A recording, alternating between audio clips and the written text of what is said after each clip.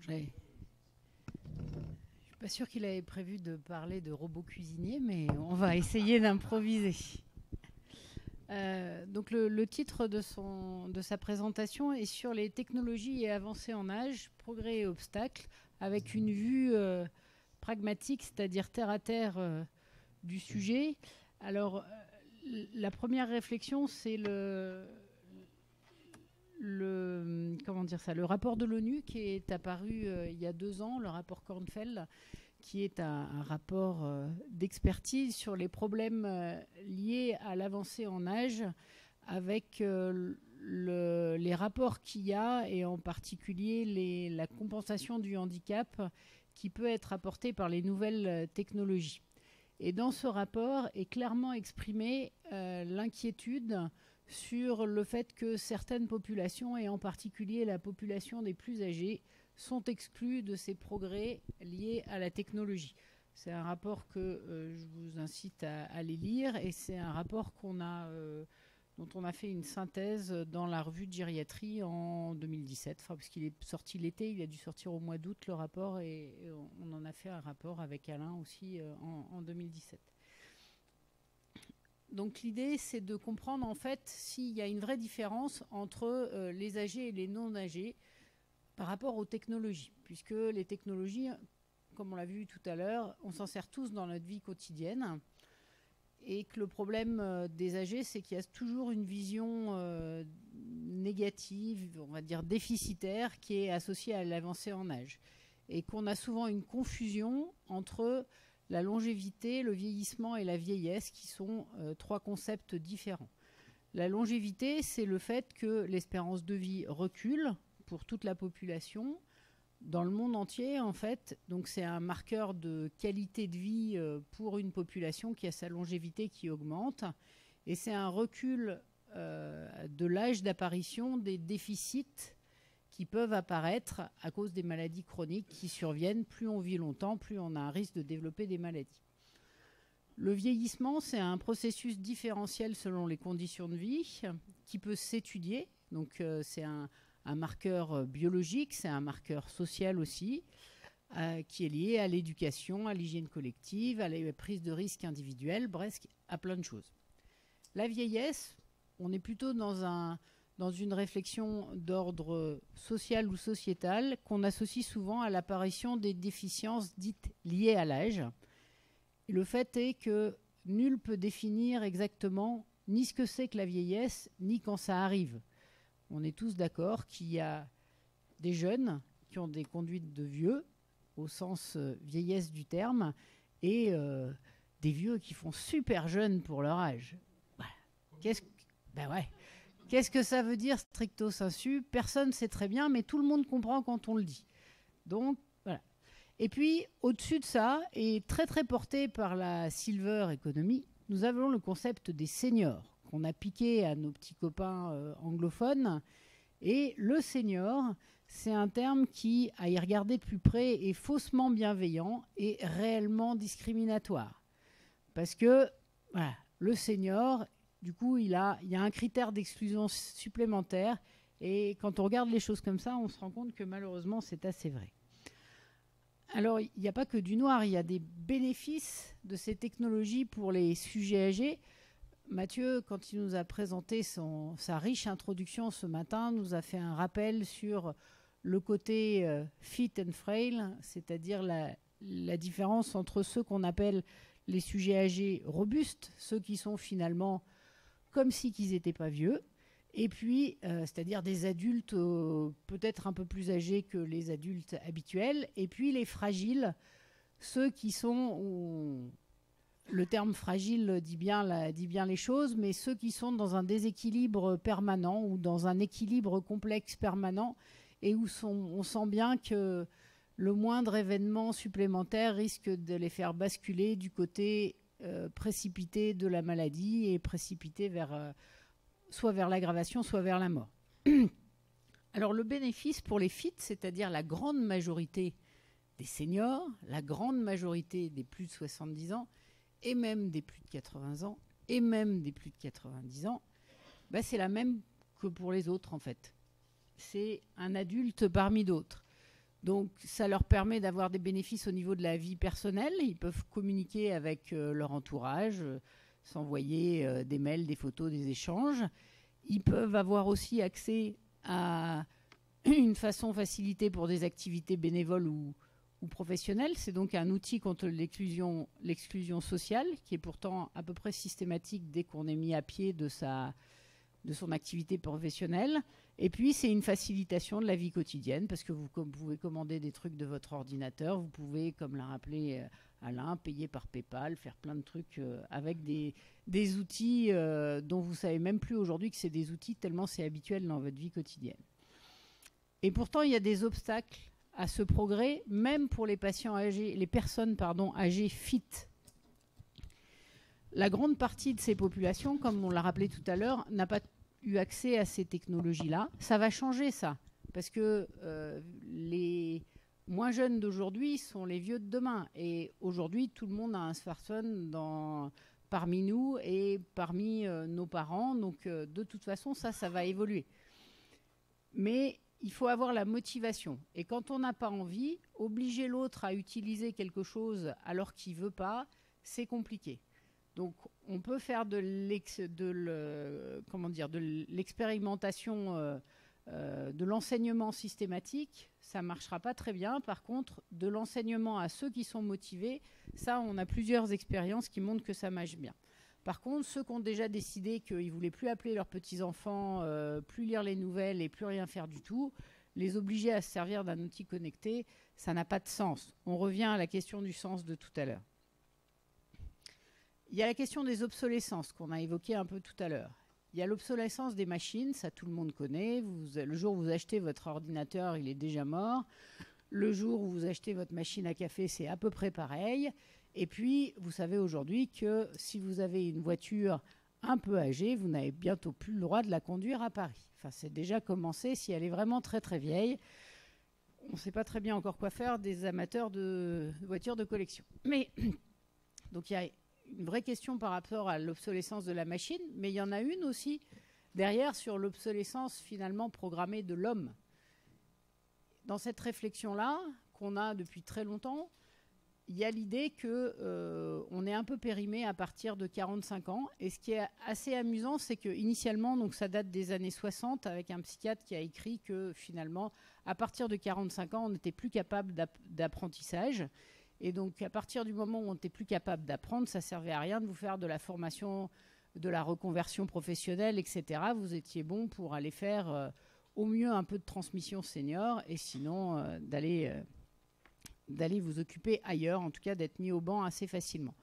Le problème, c'est que non seulement ça a des répercussions sur la formation professionnelle, hein, c'est une discrimination pure liée à l'âge, mais en plus, cet âge a tendance à descendre. C'est-à-dire qu'avant, c'était 45-50 ans. On vous parlait des seniors, des problèmes des seniors avec l'emploi. Hein. Et ben, aujourd'hui, c'est en train de descendre entre 45-40 ans.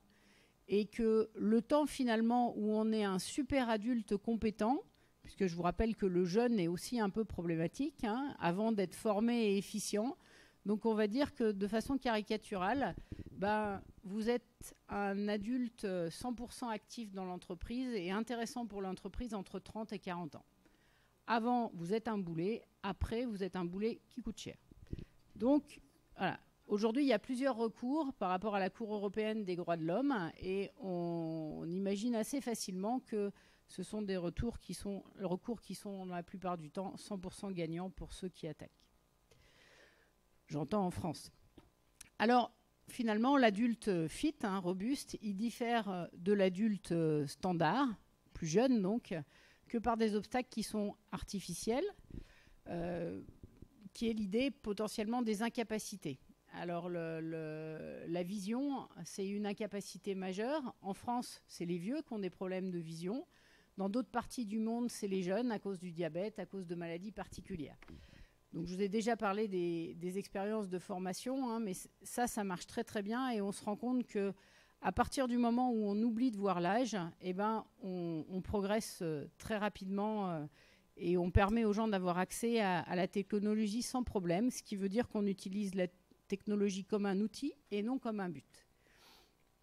Alors, j'ai parlé des sujets fit. Maintenant, je vais vous parler des sujets fragiles, qui sont les plus vulnérables d'entre tous et ceux qui nous préoccupent le plus, en tout cas en tant que gériatre. Le bénéfice, il va être fonction de la vulnérabilité du sujet. Il y a plein de propositions technologiques qui peuvent être proposées. Les personnes qui ont des troubles de la marche, on peut leur proposer des cannes intelligentes, des exosquelettes, des fauteuils intelligents.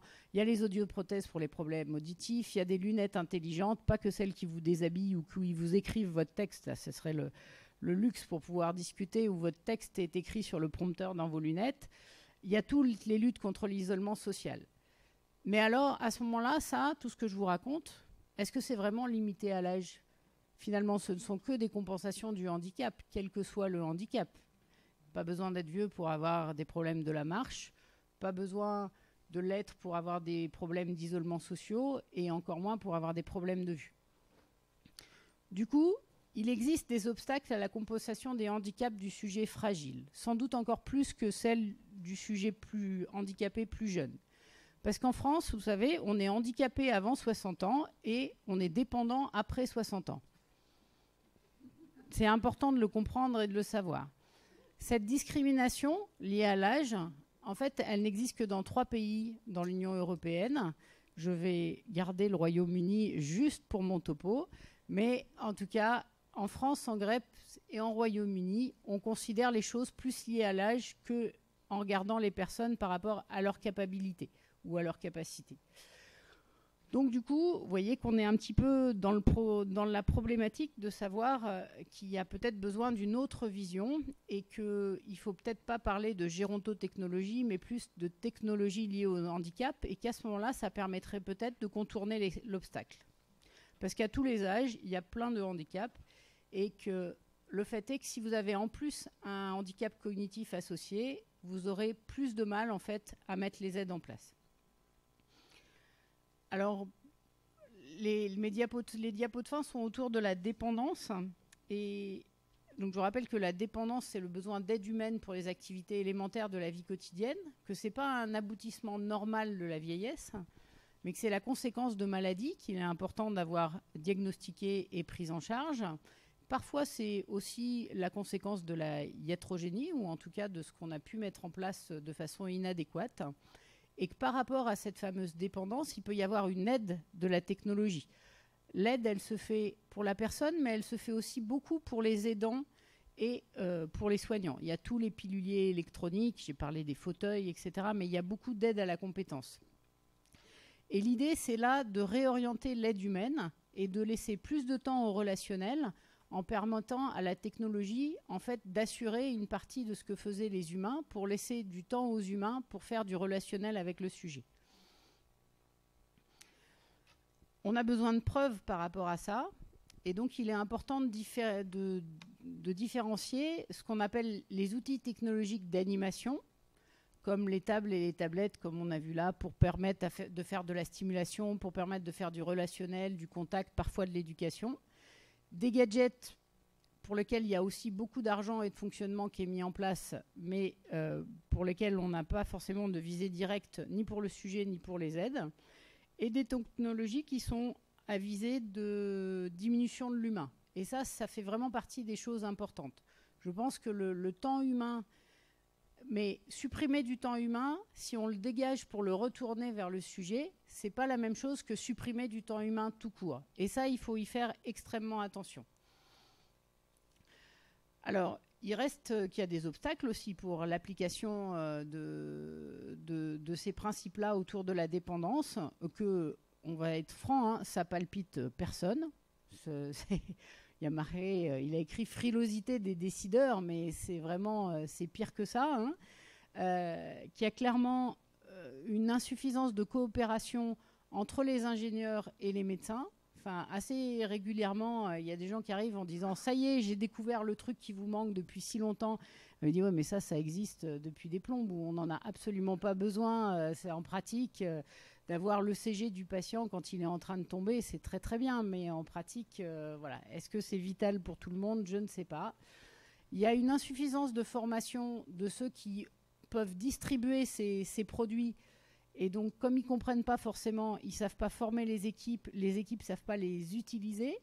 Il y a aussi une insuffisance comment dire, de logique à l'adéquation aux équipes. Enfin, les espaces, j'oublie toujours, Cécile, comment ça s'appelle, Snozellen, voilà, qui nécessitent, donc qui sont des espaces plurisensoriels pour essayer de soulager les patients dans des moments anxieux, les patients avec des troubles du comportement, qui a montré qu'on pouvait diminuer les neuroleptiques, etc. Il y a beaucoup d'EHPAD qui ont investi dans ce matériel-là. Reste qu'il faut pouvoir y amener le patient, il faut pouvoir l'installer. Il y a des baignoires par rapport à ça, par exemple, qui permettent de flotter dans de la lumière avec des jolies musiques, etc. C'est super, les patients adorent. Sauf que si vous avez une seule infirmière pour vous occuper de tout l'étage, elle ne va pas emmener le patient qui est en train de tout casser partout dans la baignoire, mettre l'eau chaude, etc. Donc, en pratique, on a vraiment... la technologie est liée, la preuve est liée, il reste que la logique du truc n'a pas été mise en relation. Et ça, c'est une espèce d'absurdité de mise en œuvre qui fait qu'on n'a pas réfléchi, comme je disais tout à l'heure, le avant des choses et qu'on a voulu juste afficher qu'on avait bien la technologie dans l'EHPAD. Et puis, on est dans le life care et donc il n'y a pas de place pour le bug. Et ça, pour faire partie des gens qui ont la chance à l'assistance publique d'utiliser le logiciel Orbis et d'avoir été une des pionnières dans la mise en place, voilà, quand j'ai l'écran rose qui apparaît et qui m'explique que tout mon compte-rendu va être entièrement effacé parce que j'ai dû appuyer sur une touche ou que là, il a ses humeurs et qu'il n'est plus d'accord avec tout ce que j'ai mis, c'est un grand moment de solitude. Et voilà. Pour mes collègues qui ont eu droit dans un autre site à tester, eux, un autre truc de dictée vocale et qui ont vu tous les comptes rendus de leurs patients apparaître dans Google, ça a été aussi un autre grand moment de solitude. Donc ça, voilà, faut aussi réfléchir aux choses peut-être avant d'arriver aux patients. En conclusion, il est important de ne pas apporter de nouvelles discriminations et que peut-être que pour les technologies du confort, on peut essayer d'éviter de réfléchir à l'âge, enfin aux critères réducteurs de l'âge et de parler en fait à l'accès universel à tout ce qui facilite la vie quotidienne pour nous tous. Pourquoi réfléchir différemment en fonction de l'âge? Et pour que les technologies de compensation du handicap, il est aussi important de réfléchir du point de vue du handicap, c'est-à-dire du sujet de la personne et non pas à partir de son âge comme filtre réducteur.